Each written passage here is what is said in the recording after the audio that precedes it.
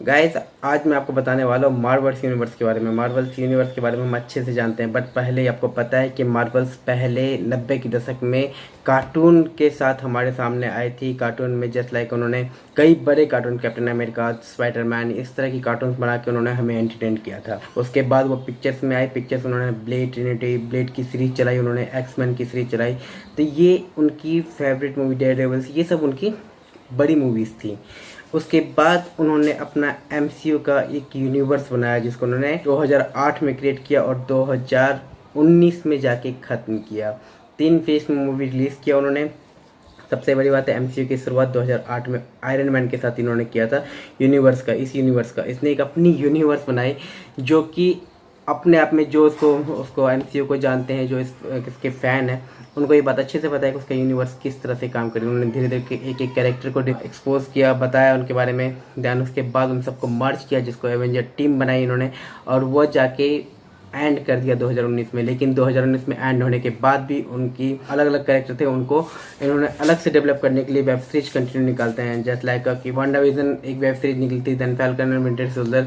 अब जाके इन्होंने तीसरी वेब सीरीज निकाली है इस एमसीयू के बेस पे, लॉकी। लॉकी वेब सीरीज एक अलग तरह की वेब सीरीज है। अच्छे से हम सबको पता है, एमसीयू के फैन आप हैं तो आपको अच्छे से पता होगा कि एमसीयू में इन्फिनिटी वॉर के दौरान ही लॉकी की डेथ हो जाती है। उसकी मौत वहीं आती है जो थानोस उसको मार देता है। बट यहाँ पे जो लॉकी की वेब सीरीज बनाई गई है, इस वेब सीरीज को लिया गया है 2012 में जो आई थी मूवी एवेंजर के बाद, एवेंजर के टाइम से।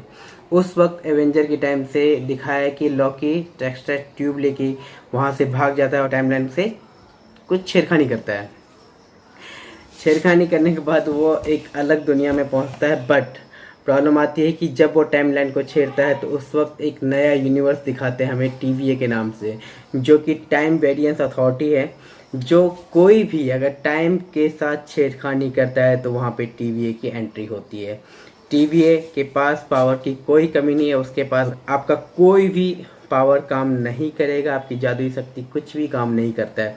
लॉकी के साथ भी वही होता है, उसे लेके जाते हैं वहाँ पे। टीवीए उसे गिरफ्तार करती है जब वो टाइमलाइन को छेड़ता है। तो आई थिंक इन्फिनिटी गेम में ये दिखाया गया है कि लॉकी टेक्सट्रैक ट्यूब लेके भाग जाता है, ये दिखाया गया है। बट ये सीन होता है 2012 का। लॉकी को टीवीए उठा के ले जाती है अपने एजेंसी में, वहाँ पे उसके ऊपर कानूनी कार्रवाई की जाती है कि उसने टाइमलाइन को छेड़ा है। इट मीन्स अगर वो टाइमलाइन को नहीं छेड़ता, जो रेगुलर जो उसकी किस्म जो लिखा हुआ तो उस टाइमलाइन में वो कंटिन्यू वही होता रहता।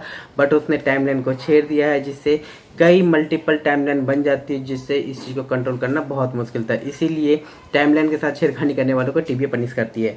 उसमें मुकदमा चलाया जाता है। मुकदमे के दौरान उस पर यह इल्ज़ाम लगता है कि उसने टाइमलाइन के साथ छेड़खानी की। वहाँ पे लॉकी एक बात कहता है कि इस टाइमलाइन को और भी लोग छेड़ते हैं।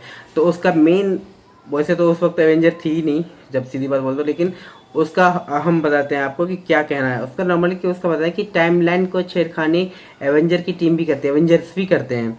तो उनके साथ ऐसा क्यों होता है? क्योंकि एवेंजर्स टाइमलाइन को छेड़ते हैं, बट वापस से जाके वो कैप्टन अमेरिका सारे स्टोन को जाके अपनी जगह पर रखता है और टाइमलाइन को पूरी तरह सही करता है, इसलिए उसके ऊपर कोई कार्रवाई नहीं की जाती। बट यहाँ पे ऐसा लॉकी नहीं करता है, तो इसलिए लॉकी को पनिशमेंट दी जाती है।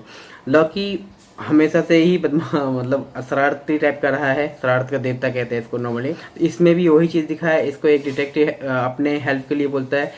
डिटेक्टिव इसलिए हेल्प मांगता है नॉर्मली क्योंकि वहाँ पे एक ऐसा वेरिएंट घूम रहा है। वेरिएंट वो लोग होते हैं जो नॉर्मली टाइमलाइन को छेड़खानी करते हैं। एक ऐसा वेरिएंट घूम रहा है जो कि अलग अलग सदी में जाके लोगों को मार रहा है। उसकी छानबीन वो डिटेक्टिव कर रहा होता है, तो उसके लिए लॉकी की इसकी जरूरत पड़ती है। लॉकी को ये सब जस्ट एक आंखों का धोखा लगता है। इस चक्कर में वो वहाँ से भागने की कोशिश करता है, और जब भागने लगता है तो उस वक्त अपने ट्यूब लेने के लिए जाता है उस बंदे के पास जिस जहाँ पे वो जमा किया था। जब वहाँ वो ट्यूब लेता है तो देखता है कि वहाँ पे कई सारे इन्फिनिटी स्टोन पड़े हुए हैं। वह स्टोन वहाँ पे उस टीवीए में यूज़ की जाती है एज अ पेपर वेट।